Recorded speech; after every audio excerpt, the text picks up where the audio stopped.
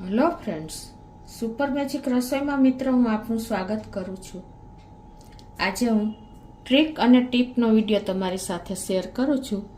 તો ચોક્કસ તમને આ વિડીયો ગમશે. ગમે તો લાઈક કરજો, શેર કરજો અને સબસ્ક્રાઈબ કરવાનું તો ભૂલતા જ નહીં. અને બાજુમાં રહેલું બેલ આઇકનને પણ પ્રેસ કરજો, જેથી કરીને લેટેસ્ટ વિડીયોની માહિતી તમને ડેઈલી મળતી રહે. તો મિત્રો, આપણે ઘરે કાંઈ પણ ઇમ્પોર્ટન્ટ કાગળિયા હોય કે આપણે પર્સ હોય પૈસાનું, કે આવી રીતે કોઈ પણ આપણે જે જ્વેલરી હોય એટલે કે દાગીના હોય, તો એને આપણે સેફ જગ્યાએ રાખવા હોય ને ઘરમાં, તો કઈ રીતે રાખવા ને એનો વિડીયો હું તમારી સાથે શેર કરું છું. કેમ કે આપણે કબાટમાં રાખીએ છીએ, તિજોરીમાં રાખીએ છીએ ને, તો પર્સ છે પૈસાનું કે આપણા દાગીના છે, એ બધું રિસ્ક હોય છે કે સેફ જગ્યાએ એવી રીતે કબાટમાં કે લોકરમાં ના રખાય, પણ એને એવી જગ્યાએ રાખો કે તમારે ક્યારેય કોઈનું ધ્યાન ન ખેંચાય અને ઇઝીલી તમારું વસ્તુ સેફ રહે. ઇમ્પોર્ટન્ટ કાગળિયા હોય, ડાયરી હોય કે આપણે દાગીનો હોય કે આપણા પૈસાનું પર્સ હોય, એ બધું જ કઈ રીતે રાખવું એ તમને શેર કરું છું. તો તમારે શું કરવાનું, આ રીતે એક હેંગર લેવાનું છે અને હેંગરમાં તમારે કોઈ પણ આપણે કેરી બેગ આવે ને એવી બેગ લગાવી દેવાની છે. આ રીતે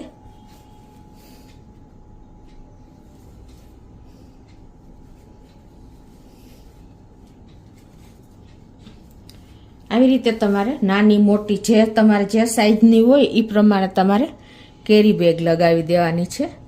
પછી તમારે આમાં શું કરવાનું છે કે આ રીતે તમારે કેરી બેગ લગાવ્યા પછી તમારે જે કાગળિયા હોય, કાંઈ પણ જે આવી રીતે ગોલ્ડ હોય તમારી પાસે, દાગીનો હોય ને, એને તમારે આવી રીતે કાંઈ પણ પાઉચમાં નાખી દેવાનું કે પોલિથીન બેગ તમે જેમાં રાખતા હોય, એમાં ડબ્બો છે કે કાંઈ પણ છે, એમાં તમારે આ રીતે રાખી દેવાનું. પછી તમારે શું કરવાનું છે, પૈસાનું પર્સ હોય કે એ બધું આપણે આમાં નાખી દેવાનું છે. આવી રીતે એકદમ પરફેક્ટ તમારી બેગ રહેવી જોઈએ, બેગ પડવી ન જોઈએ. એ રીતે આવો ઇમ્પોર્ટન્ટ દસ્તાવેજ છે, કાગળિયા છે, કાંઈ પણ આવી રીતે રાખ્યા પછી તમારે જે તમે કપડાં ટાંગતા હોય ને એ શર્ટમાં તમારે આ રીતે રાખી દેવાનો છે. આવી રીતે શર્ટમાં આ રીતે તમારે જ્યાં તમારા કપડાં હેંગ કરતા હોય ત્યાં તમારે રાખે. અને આ રીતે તમારે કપડાં તો એક કપડું તો ન હોય, ઘણા બધા શર્ટ પેન્ટ હોય, તો એ રીતે તમારે આ રીતે બટન બંધ કરી નેચરલી તમે જે રીતે કપડાં રાખતા હો એ રીતે તમારે રાખી દેવાના છે. આપણે કપડાના શર્ટ તો હેંગરમાં ટાંગતા જોઈએ છીએ આ રીતે ઓપન જ.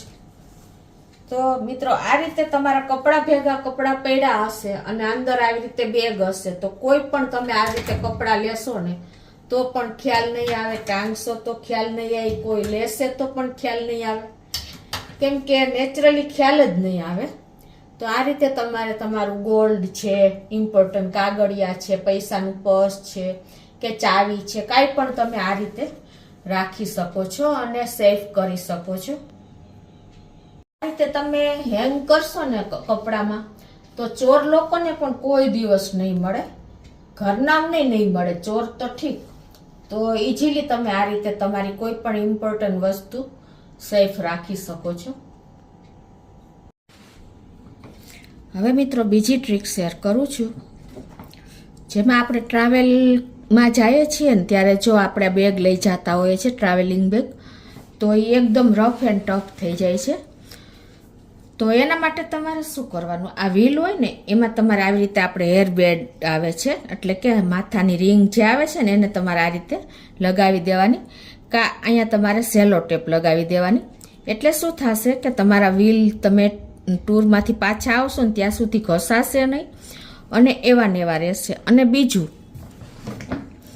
કે આ રીતે આપણે ઘરમાં પણ ખુલ્લી બેગ રાખતા હોઈએ છીએ બહાર, તો ડસ્ટ ચડી જતી હોય છે, એમ કે ગંદી થઈ જતી હોય છે, ધૂળ માટીવાળી. તો એના માટે તમારે શું કરવાનું, કે આ રીતે તમારી પાસે કોઈ ટી શર્ટ હોય ને એને તમારે આ રીતે બેગ માથે લગાવી દેવાનું છે, આવી રીતે. અને આ જે આપણી સ્લીવ હોય એને આ રીતે તમારે સાઈડમાં સરખી કરી દેવાની છે, આવી રીતે પોકેટમાં રાખી. અને આ રીતે તમે એકદમ સરસ આવી રીતે જે આપણા જે ગળું હોય ત્યાંથી આ ઓપન રહેશે. અને આ પોકેટના તમારે કાંઈ પણ જે સ્લીવ હોય ને એ પોકેટ બની જશે. આ રીતે તમે અંદર નાખી દેશો ને એટલે આ થોડુંક મોટું ટી શર્ટ છે અને બેગ નાની છે, પણ એકદમ કવર થઈ જાય ને એવું તમે રાખશો તો આ રીતે કમ્પ્લીટ આવી જશે. એટલે તમારી બેગમાં ધૂળ પણ નહીં ચડે અને ટ્રાવેલિંગમાં જાશો ને તો પણ તમારી બેગ એવી ને એવી રહેશે. હવે ત્રીજી ટ્રીક તમારી સાથે શેર કરું છું. એમાં મિત્રો જો આપણે બાળકોની બોટલ કે જેન્ટ્સ લોકો ઓફિસે લઈ જતા હોય કે લેડીઝ કોઈ પણ આપણે ઘરની જે પાણી પીવાની બોટલ હોય ને એ ઘણી વખત અંદરથી આપણે સાફ નથી કરી શકતા, બ્રશથી પણ એટલી સરસ સાફ નથી થતી અને જમ્સ રહી જાય છે. તો એના માટે તમારે શું કરવાનું, એકદમ અંદરથી ક્લીન કરવાની હોય તો અને વાસ આવતી હોય તો એ બંને માટે આ એક તમારી સાથે શેર કરું છું ટ્રીક. તો એમાં તમારે આવી રીતે મીઠું નાખી દેવાનું છે, 1 ચમચી જેવું, અને પછી લીંબુનો રસ નાખી દેવાનો છે.